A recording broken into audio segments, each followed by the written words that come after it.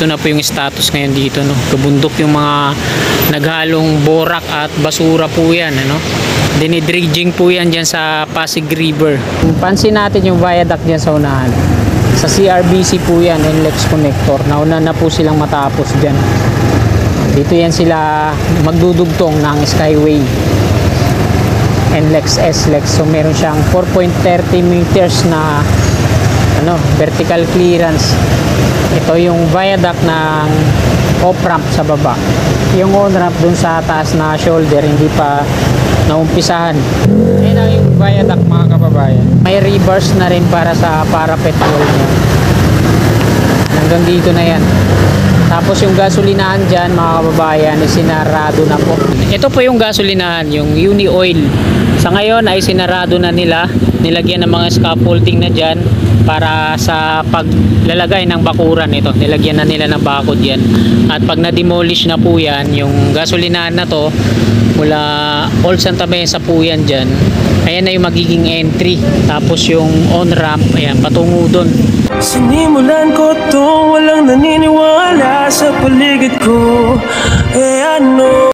Kaya magandang hapon po sa inyong lahat, mga kasikap. Nandito po tayo ngayon sa may Paco Santa Mesa Road. Ito po yung Tomas Claudio Street. So sa gilid lang po ito ng Biata Pandakan PNR Station. Diyan sa unahan natin yung Ilog Pasig. Ito yung Skyway Stage 3. At ayan naman yung flyover na i-demolish right of way ng NSCR North-South Commuter Railway. Yan. Dito dati yung mga kababayan natin na dinimolish tapos nagkaputukan. Dito yon. So ipakita ko po muna dito sa inyo kasi mag-update tayo dito sa may off-ramp at on-ramp dun sa may Santa Mesa ng section 2A. Diyan lang yun i-connect sa unahan natin. So unahin muna natin dito, ipakita ko sa inyo. Ito na po yung status ngayon dito, no. Kabundok yung mga naghalong borak at basura po yan, ano. Dinidredging po yan dyan sa Pasig River ng San Miguel Corporation. Yan. Hanggang dun yun, napakalawak na yung tinambakan nila. Ito yung dating lupa, oh. Malalim. Tapos nung tinambakan nila ng tinambakan, yan na, tumaas. Tapos lumalim yung tubig dito, no.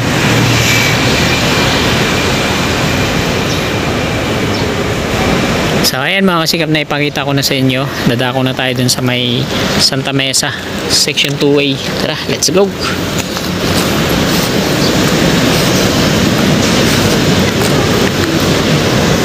Ginawa ng parkingan dito. Natanggal yung squatter, ginawa namang parkingan. Ayan yung Biata PNR Station.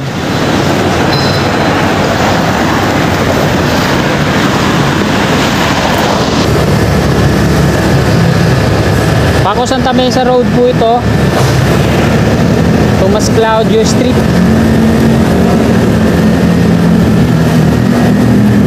Ayan. Dito po yan i-connect yung Skyway Stage 3 Section 2A sa kanan. Dito dati nag-opisina yung DMC Aviation. Dito sa kanan natin.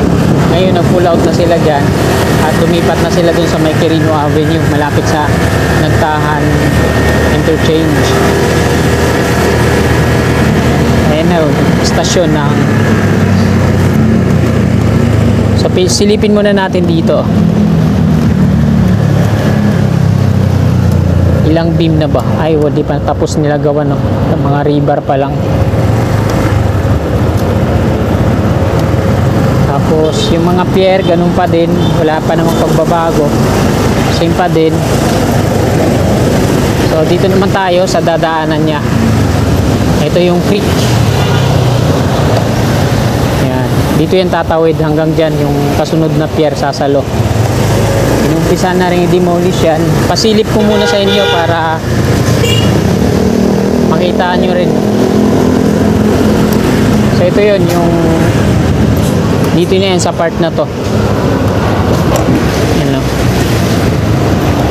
So hindi pa totally siya na-demolish.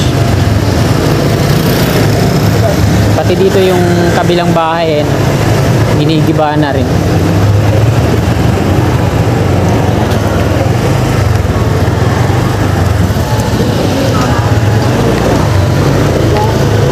Tapos dito naman sa kanan, yan, tatlong bahay na pala dito, no? Ginigiba na rin.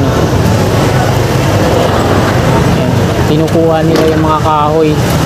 So yung dito lang sa may kanto na to, yung ayaw daw pumayag, sabi ng nakausap natin, homeowner dyan sa kabila.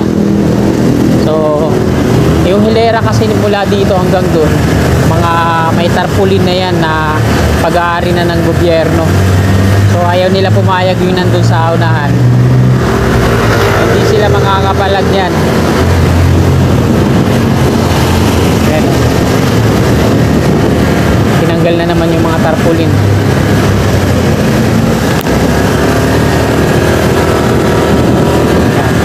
Inaantay na lang dito yung demolition mismo. Padre Jacinto Zamora Bridge na tayo. Wala na yung mga markings dito, no? Pininturahan ng kulay puti, kabilaan. NCR sa kaliwa natin.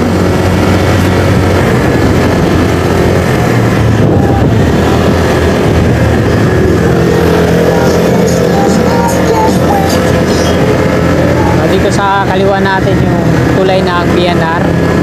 So balance cut deliver construction daw yung gagawin dyan. Tapos yung warehouse dyan sa kanan, yan, nahati na, no? Hindi naman totally dinimolish lahat, hinati lang. Kasi dyan yung ano, yung mga pier. Ito yung alignment na ito, yung nandito. Yung mga kapartner niya dito yan sa kanan. Yan, nandito na tayo sa Santa Mesa.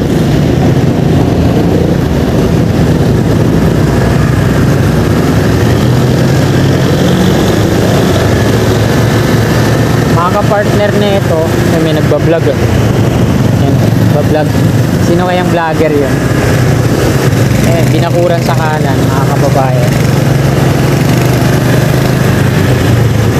So ito na yung mga pier columns ng Section 2A, Skyway Stage 3 hanggang dito yun. Dito po sila magdi-link ng CRBC. Ito yung NLEX connector. Ayan o. Bali 5 na to yung mga double decker na pier columns na tinapos na ng Dumduma Construction and Trading Corporation. Sila po kasi yung contractor dito. Buddhist Chuchi Campus sa kanan. Kala ko di-demolish to, hindi pala. Inayos to, inayos lang. So yung pansin natin yung viaduct dyan sa unahan. Sa CRBC po yan, NLEX connector. Nauna na po silang matapos dyan. Dito yan sila magdudugtong ng Skyway NLEX SLEX. So meron siyang 4.30 meters na ano, vertical clearance. Ito yung viaduct ng off-ramp sa baba. Yung on-ramp dun sa taas na shoulder hindi pa naumpisahan.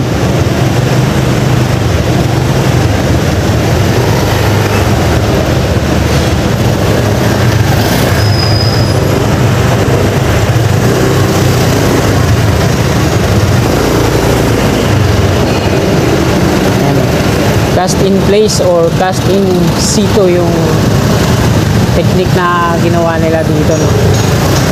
Yung rebar para sa pierhead at yung mismong slab ay pinag-isang pouring na lang. Ayan, may nagbanggaan pa dito.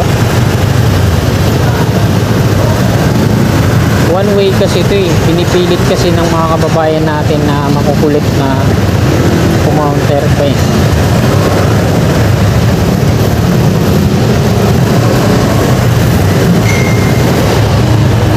Kaya naantala tuloy sila. Kung andun na tayo na ang layo ng ikutin kung patungo tayo kasi pupunta ka pa ng Nagtahan flyover, Mabini Bridge. Pero napakasikip po talaga dito. Ayan o.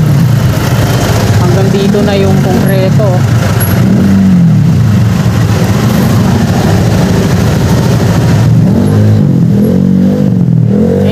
Viaduct mga kababayan, viaduct. Bali yung may reverse na rin para sa parapet wall niya. Hanggang dito na yan. Tapos yung gasolinahan dyan mga kababayan, sinarado na po. Nakasarado na po yung gasolinahan dyan.